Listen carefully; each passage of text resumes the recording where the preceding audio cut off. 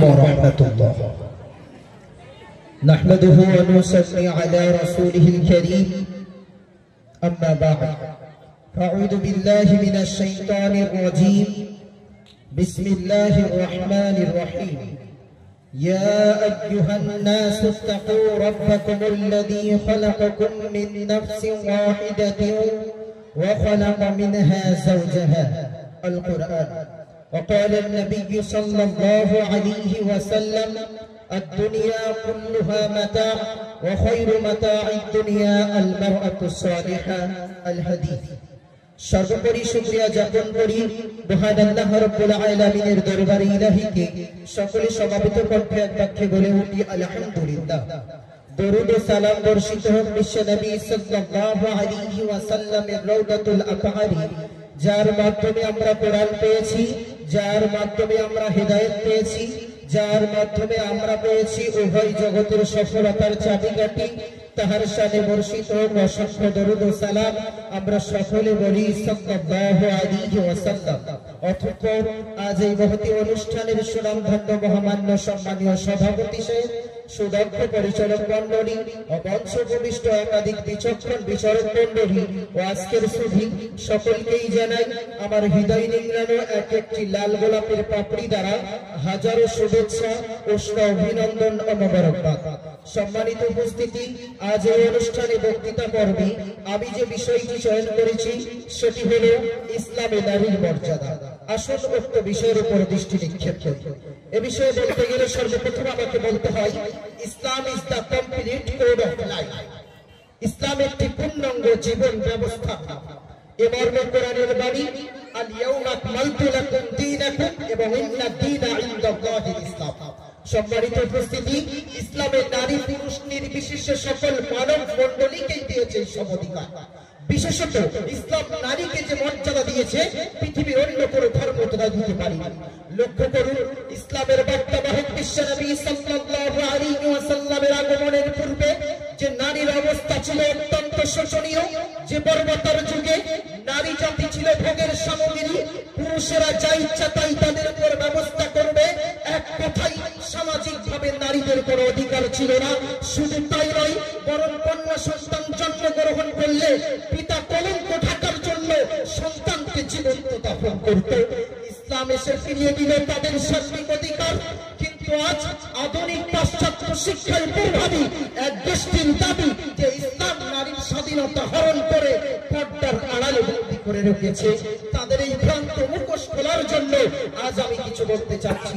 সম্মানিত উপস্থিতি, ইসলামের নারীর মর্যাদা সম্পর্কে আলোচনা করতে গেলে দুটি দিক নিয়ে আলোচনা করতে হয়।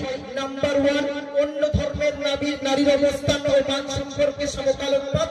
নাম্বার টু, ইসলামের নারীর মর্যাদা। তবেই প্রতিদ্বন্দ্বিতামূলক ভাবে বিষয়টি স্পষ্ট হবে।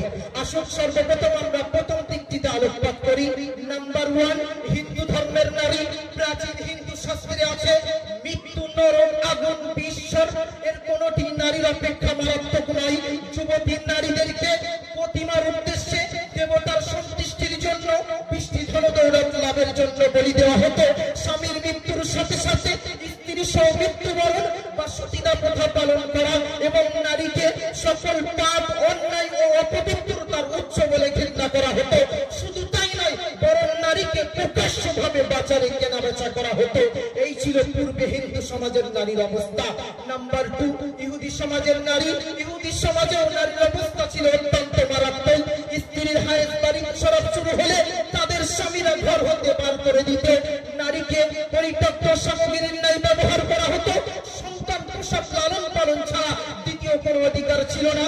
শুধু তাই নয়, বিবাহের পরে স্বামীর কাছে যাওয়ার পূর্বে বাধ্যতামূলক তাকে সম্রাটের সঙ্গে প্রথম রাত্রি নিবাসন করতে হতো। এই ছিল ইহুদি সমাজের নারীর অবস্থা। নাম্বার থ্রি, খ্রিস্টান ধর্মের নারী। খ্রিস্টানরা তো নারীকে চরম লাঞ্ছনার নিম্ন স্তরে নিমজ্জিত করেছে। পাদ্রীদের মতে নারী হচ্ছে শয়তানের প্রবেশস্থল, তারা আল্লাহর মান মর্যাদার প্রতিবন্ধক। নারী হচ্ছে পুরুষের মনে উদ্বেগকারিণী। ঘরে ও সমাজে যত অশান্তি সৃষ্টি হয় সব নারীর কারণে। সভ্যতার ধ্বজাধারী ইংরেজদের দেশে 1805 সাল পর্যন্ত আইন ছিল নারী তার পুরুষ তার স্ত্রীকে বিক্রি করবে, নারী পৈতৃক সম্পত্তি পাবে না। মোট কথা, নারী ছিল খেলার পুতুল, রূপের দাম। নারী নারীকে যা ইচ্ছা তাই ব্যবহার করা হতো, তাদের ছিল না কোনো অধিকার, ছিল না কোনো নৈতিক ক্ষমতা। সম্মানিত উপস্থিতি, এবার ইসলামের নারীর মর্যাদার প্রতি দৃষ্টি আকর্ষণ করুন। ইসলাম নারীকে সর্ব অধিকারে অধিষ্ঠিত করেছে, মাতৃত্বের গৌরবময় মিনারে উচ্চ স্থানে অধিষ্ঠিত করেছে। পবিত্র কোরআনে কারিমে নারীর মর্যাদা দিতে গিয়ে একটি সূরা নামকৃত করা হয়েছে, সূরাতুন নিসা। সম্মানিত উপস্থিতি, ইসলাম নারীকে সর্ব অধিকারে ভূষিত করেছে। তার দৃষ্টান্ত দেখুন। নাম্বার 1 মানবাধিকার। যে বর্বরতার যুগে নারীকে জীবন্ত দাফন করত, ইসলাম তার মানব জীবনকে ফিরিয়ে দিল। এ মর্মে কোরআনের ভাষ্য, ওয়ালা তাকতুলু আওলাদাকুম খাশিয়াতা ইমলাক নাহনু নারযুকুকুম ওয়া ইয়্যাহুম। অর্থাৎ তোমরা খাদ্যের অভাবের জন্য স্ত্রী সন্তানদেরকে হত্যা করো না, মহান আল্লাহ রাব্বুল আলামিন তোমাদের ও তাদের অন্নদাতা। নাম্বার 2 ধর্মীয় অধিকার। ইসলাম নারীকে ধর্মীয় অধিকার দিয়েছে। নামাজ রোজার নির্দেশও নারীকে ইসলাম সম্মত করেছে।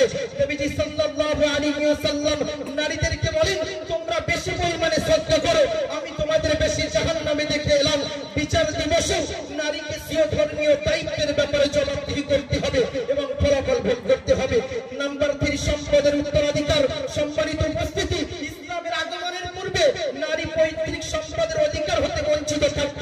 হিন্দু সমাজেও এই প্রথা বিদ্যমান ছিল, কিন্তু ইসলাম আজ থেকে 1400 বছর পূর্বে নারীর পৈতৃক সম্পদের অধিকার সাব্যস্ত করে জানিয়ে দিলেন, লিন্নিসাই নাসিবুম মিম্মা তারাকাল ওয়ালিদান।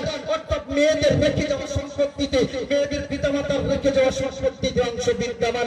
নাম্বার 4 দাম্পত্য জীবনের অধিকার। যে মর্মে তো কোরআন স্পষ্ট ভাষায় জানিয়ে দিলেন, হুন্না লিবাসুল লাকুম ওয়া আনতুম লিবাসুল লাহুন। অর্থাৎ নারীরা হলো তোমাদের পোশাক স্বরূপ এবং তোমরাও নারীদের পোশাক স্বরূপ। নাম্বার 5 শিক্ষার অধিকার। ইসলাম যেমন ভাবে নারীর সামাজিক, মানবিক, পারিবারিক, অর্থনৈতিক ক্ষমতা দিয়েছে, তেমনি শিক্ষাগত স্বাধীনতা দিয়েছে। নবীজি সাল্লাল্লাহু আলাইহি ওয়াসাল্লাম সোনার জবানে বলেছেন, তালাবুল ইলমি ফরিদাতুন আলা কুল্লি মুসলিমিন। অর্থাৎ প্রত্যেক মুসলিম নরনারীর প্রতি ইলমে দ্বীনের জ্ঞান অর্জন করা আবশ্যক। নাম্বার 6 সামাজিক অধিকার। ইসলাম নারীর সামাজিক অধিকার সংরক্ষিত করেছে। আদর্শ সমাজ গঠনে, শিক্ষাঙ্গনে, অর্থনৈতিক অঙ্গনে সৎ কাজের আদেশ, অসৎ কাজের নিষেধ, সমাজ সেবা, মানব উন্নয়নমূলক কাজ ইত্যাদিতে ইসলামী বিধিবিধানে অংশ নিতে পারে। সামাজিক বিচার আচারে তাদের সাক্ষী গ্রহণযোগ্য। কোরআন জানিয়ে দিলেন, ফাইল্লাম ইয়াকুনা রাজুলাইনি ফারাজুলুন ওয়া ইমরাআতান। অর্থাৎ যদি দুইজন পুরুষ না হয়, তাহলে একজন পুরুষ ও একজন নারী হতে হবে। নাম্বার 7 স্বামী নির্বাচনের অধিকার। নারীর জীবনে বৃহত্তম সময় হলো দাম্পত্য জীবন। তাই তার ইচ্ছার বিরুদ্ধে যদি একজন চরিত্রহীন, মদ্যপ, লম্পট, অসংখ্যশিষ্ট পুরুষের সাথে বিবাহ দেওয়া হয়, তাহলে শান্তির পরিবর্তে দাম্পত্য জীবনে নেমে আসবে দুঃখ, দুর্দশা ও অশান্তির জগৎ দলপাথর। জীবন হবে বিস্ময়। তাই তো বিশ্বনবী সাল্লাল্লাহু আলাইহি ওয়াসাল্লাম বলেছেন, কোন অভিভাবকের পক্ষে বয়স্ক মেয়ের ব্যক্তিগত ব্যাপারে হস্তক্ষেপ করার কোনো অধিকার নেই। পিতা বাধ্যতামূলক তাকে বিবাহ দিলে ইসলাম তাকে হেয়ার দিয়েছে, অর্থাৎ বিবাহ বন্ধনে আবদ্ধ থাকা ও না থাকার অধিকার দিয়েছে। বিশ্বনবী সাল্লাল্লাহু আলাইহি ওয়াসাল্লাম নারীর মর্যাদাকে সর্বোচ্চ করতে জানিয়ে দিলেন, আদ-দুনিয়া কুল্লুহা মাতা ওয়া খায়রু মাতা'id দুনিয়া আল মারআতু সালিহা। অর্থাৎ দুনিয়া হলো একটি সম্পদ, আর এই সম্পদের মধ্যে শ্রেষ্ঠ সম্পদ হলো একজন সতী সাথী নারী। তাই তো আমি বলতে পারি, ইসলাম নারীকে সর্বাধিকারে ভূষিত করে, সুসম্মানে সম্মানিত করে, রাজার পাশে রানীর আসনে আসীন করে অবশেষে নির্দেশ দিলেন, হে নারী জাতি, তোমরা হলে গোলাপ ফুলের সদৃশ্য। গোলাপ ফুলের সুগন্ধে সুগন্ধিত হয়ে মানবগণ যেমন গোলাপ ফুলকে তুলতে চায়, ধরতে চায়, পাশে রাখতে চায়, আপন করে পেতে চায়, ঠিক তোমরাও। সুতরাং তোমরা গোলাপ ফুলের কাপড়িতে আবদ্ধ হয়ে থাকো, বার হয়ে না।